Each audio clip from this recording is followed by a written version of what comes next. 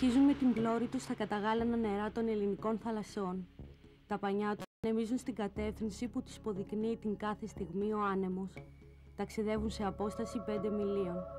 Δεν έχουν τίποτα να ζηλέψουν από τα μεγάλα ελληνικά παραδοσιακά πλοία.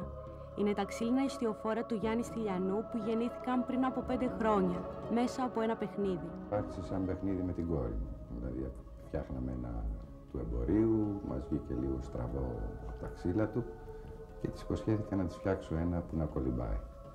Και μπήκα και κολύμπησα κι εγώ. Άρχισα δηλαδή να φτιάχνω το πρώτο, το δεύτερο και όσο προχωρούσαμε στα πιο εξελιγμένα μοντέλα, άρχισα να ψάχνω και πιο παραδοσιακές γραμμές, συζητώντας με ναυπηγούς και με ναυπηγεία παραδοσιακών σκαφών. Υπάρχουν πολλοί κατασκευαστές, μοντελιστές που καταπιάνονται με την κατασκευή μοντέλων καραβιών. Η διαφορά όμως στην τεχνική του Γιάννη βρίσκεται στην εξολοκλήρου χειρονακτική κατασκευή του, τόσο όσον αφορά το σκελετό του πλοίου, όσο και το μηχανικό μέρος του.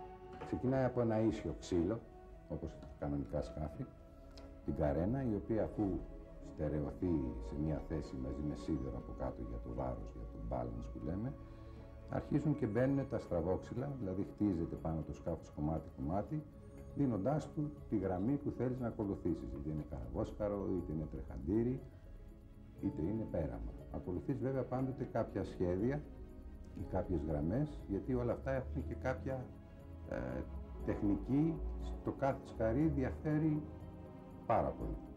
Οπότε, με κάποια σχέδια από ναυπηγούς ή από βιβλία ή ακόμα και φωτογραφίες που τις παρατηρείς και τις αναλύεις, ψάχνεις και βρίσκεις και κρατάς τις γραμμές που στηρίζεται στην καλή ποιότητα των ξύλων και της παρασκευής. Με καθωτά, κολλητά, με ανοξίδωτα και μπρούτζινα στοιχεία μέσα και τα μηχανικά τους μέρη, ακόμα και τα μηχανικά τους μέρη, έχουν σταματήσει να είναι του εμπορίου. Φτιάχνω ακόμα και τα μηχανικά μέρη μόνος μου, χειροποίητα βέβαια και αυτά.